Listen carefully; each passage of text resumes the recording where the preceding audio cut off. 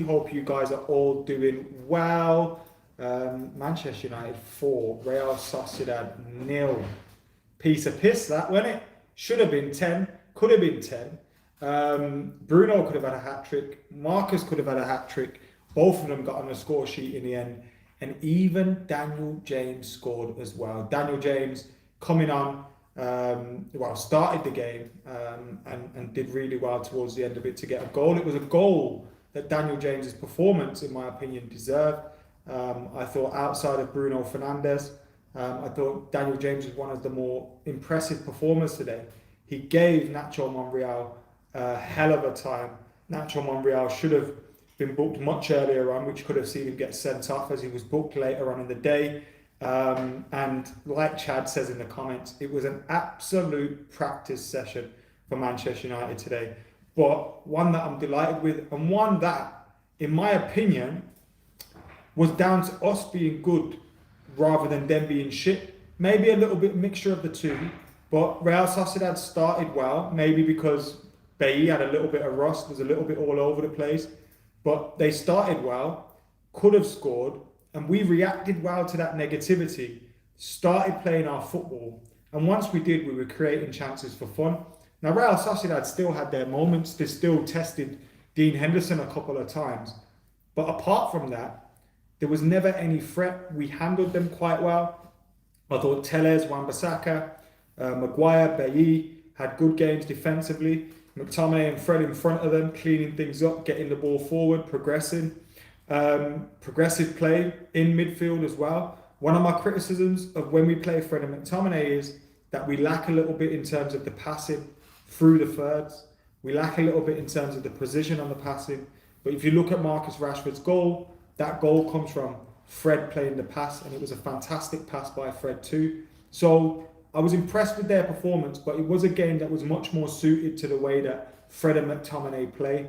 It was a game where we needed to break things up and get us going on the counter-attack. And on the counter-attack, and when we did attack Real Sociedad, they couldn't really handle us at all. If it was 6-7-0 today, I don't think any of us are sitting here surprised, because the chances really meant that. Now let's look at that clean sheet, because I think it goes without saying that Eric Bailly being in the team isn't a coincidence that we get another clean sheet when he's back. I think he makes Victor Lindelof and or Harry Maguire look a lot better, depending on who he's playing alongside. I think he brings the best out of those players, for sure. And I think he's an excellent defender. The only thing for him is, as we see, he was a little bit rusty at the start of the game because he hasn't had the time to be able to play regularly and get himself fit and get himself at it. So he's coming in and he's been out for 2 weeks again because I've had another injury. We know that happens far too regularly for Eric Bailly, and we do hope that obviously changes in the future. But if we can keep him fit, we can go a hell of a long way to getting that partner for Harry Maguire. As it stands, I don't think he will stay fit, and therefore we probably need to look for a new centre-half like Ross has just commented down below. So I do think we'll probably need to look for another defender. But it's such a shame that Eric Bailly cannot stay fit, because when he is fit, he is our best centre-half. No ifs, buts or maybes. When he's fit, he's our best centre-half. So absolutely delighted with the performance from Eric Bailly. But also, it's a little bit of one of them bittersweet things, because if he was here all the time, then I think we'd be in a much better position, both in the race for the league title and maybe still in the Champions League as well. So yeah, real shame on Eric Bailly, but there you go. We know that's what he's like. As I said, McTominay and Fred, I think this was the game for them today. So good performance from them today, and they did well. David says Diallo to start the next Europa match. It was a great win. Thank you for your super chat, David. See you in a bit, Joe. See you in a bit. I would like to see Diallo start the next game. I mean, 4-0 up, going into the home leg, which is the second leg. I mean, if you can't start Amad Diallo in that, I don't think there's a game where he'll start this season. Surely not. Aaron Gooden in the comments says, see Bailly's bicycle kick from the corner. Not sure Lindelof could jump that high. Yeah, we all saw that. proper Eric Bailly being Eric Bailly moment, wasn't it? Incredible stuff from him. Absolutely fantastic as well from Eric Bailly. Absolutely. It would have been great if he scored. One day he's going to score one of them. I know it's coming. It has to be coming. One day it will be here, and Eric Bailly will score an incredible goal. Don't forget Dino. Someone else has commented in there. Yeah, we cannot forget Dean Henderson as well. Dean Henderson did very, very well today with what he had to do. He handled it pretty well. So no complaints with Dean Henderson's performance. The only thing is I'd be a little bit sceptical in terms of rushing to announce him as our #1 goalkeeper. I know David De Gea is not having the best of times, but I think that would be a little bit dangerous to go out there and say, oh, well, he's done now. He's the man, this, that, and the other. Dean Henderson's... Let's take our time with him because things can change very quickly, but I think it's great from him. Ryan, I enjoyed the watch along. This is fantastic watch along. Listen to every minute while working. It was a really enjoyable watch along today. It was great to have Freddie Quinn on there with us, and of course Joe. I missed me old mucker Jay on there, but me and Jay will be live on stereo once we're finished here. So in about 4 or 5 minutes time, me and Jay will be on stereo live for a couple of minutes. I say a couple of minutes, it'll be about 40 odd minutes. So make sure you come and join us over there. The link is in the description, stereo.com/AdamMcKola.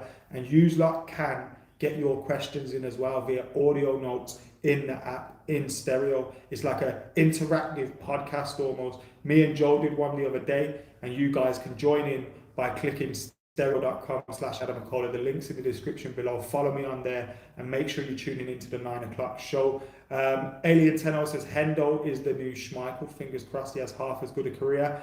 David says, Adam, are you on kickoff at the weekend? I am on the kickoff at the weekend, and thank God we won today, because going into that one on the weekend would have been disappointing.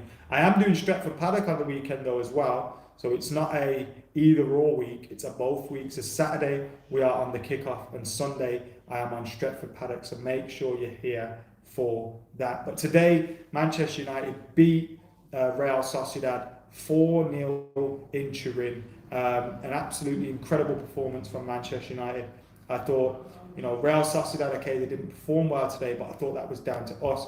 Ole Gunnar Solskjaer got his tactics spot on, his team selection spot on.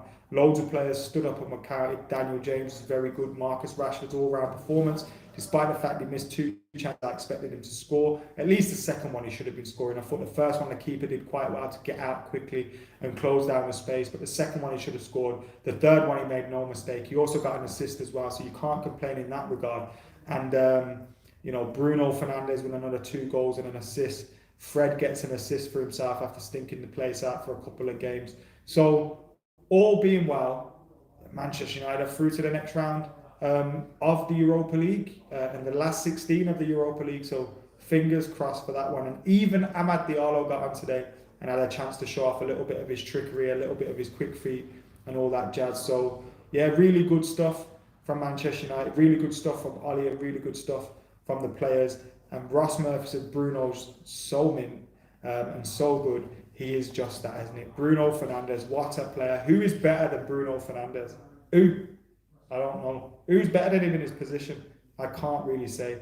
But what an incredible player Bruno Fernandes is. And how much should we pay for him? 45 million or something ridiculous like that? Should have paid double and it's still been cheap. Could have paid quadruple and it's still been cheap. How much have players? Players have gone for like 120 million, 125 million. Coutinho, how much was he? I know there's been players that have been cheaper and probably as good as well, but when you look at the price that we paid for Bruno Fernandes, Sporting are probably kicking themselves not to have asked us more money from us. So yeah, Bruno Fernandes, what a player, and Manchester United all but through in the Europa League to the next round. So thank you for tuning in, and last but not least, guys, make sure you're joining us on stereo in like 1 minute, where myself and Jay will be live. So I've been Adam McKola. I'm getting out of here. See you in a bit.